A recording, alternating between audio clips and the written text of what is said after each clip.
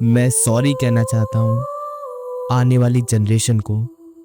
मुझे माफ कर दो, और मुझे ही नहीं, हम सबको माफ कर दो।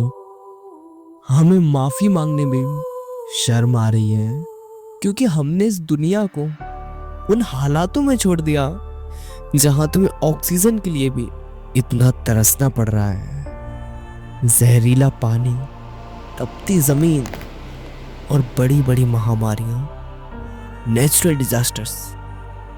सॉरी, हम सिर्फ पैसा कमाने में इतना बिजी हो गए थे कि तुम्हारे बारे में सोचा ही नहीं। बस अपना ही फायदा देखा, वो भी सिर्फ अभी के लिए।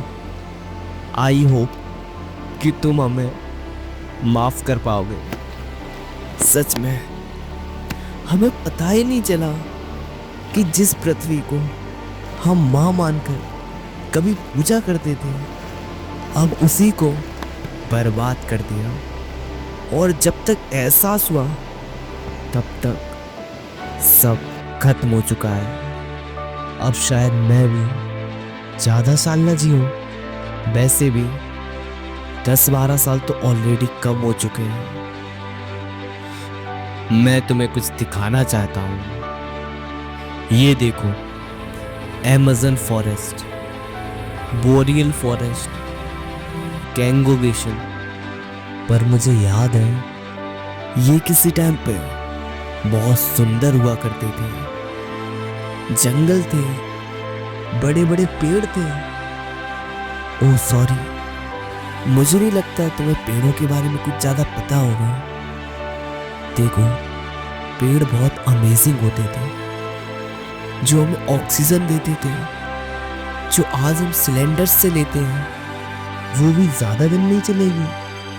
पेड़ हमें दवाइयाँ, खाना, साफ हवा, पानी प्यूरिफाई करते थे।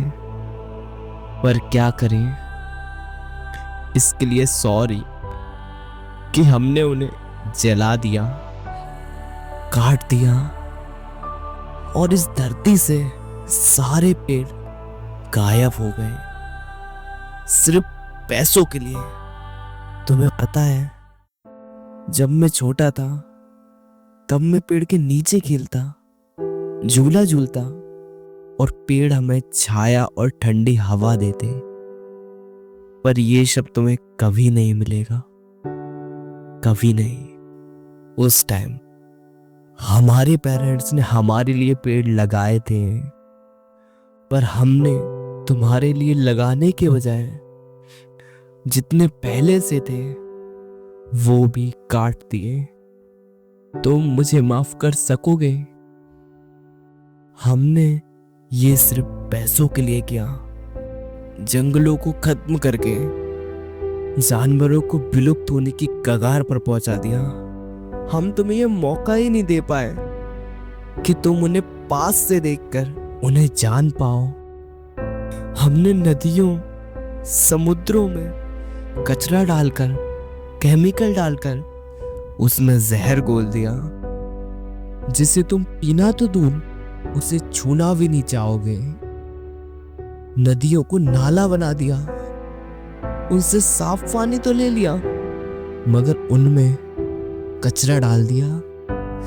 पर हमने सबसे शर्मनाक गलती ये की कि हमने इस विनाश को विकास और डेवलपमेंट कहा। और अगर विश्वास नहीं तो पंजाब के, उत्तराखंड के उन लोगों से पूछो जो बाढ़ की वजह से बेघर हो गए।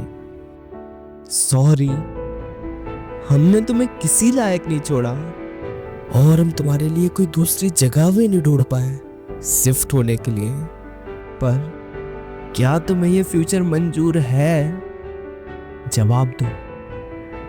नहीं ना? अगर आज हम कुछ आदतें सुधार लें तो हम इस विनाश से बच सकते हैं। हमें खुद आज से अपनी आने वाली लाइफ को डिजाइन करना होगा, क्योंकि वैसी ही लाइफ हमारी होने वाली है।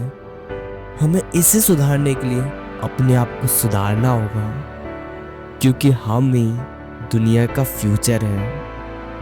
हम नेचर से अलग नहीं हैं, हम ही नेचर की वजह से हैं। नेचर के बिना हमारा कोई अस्तित्व नहीं।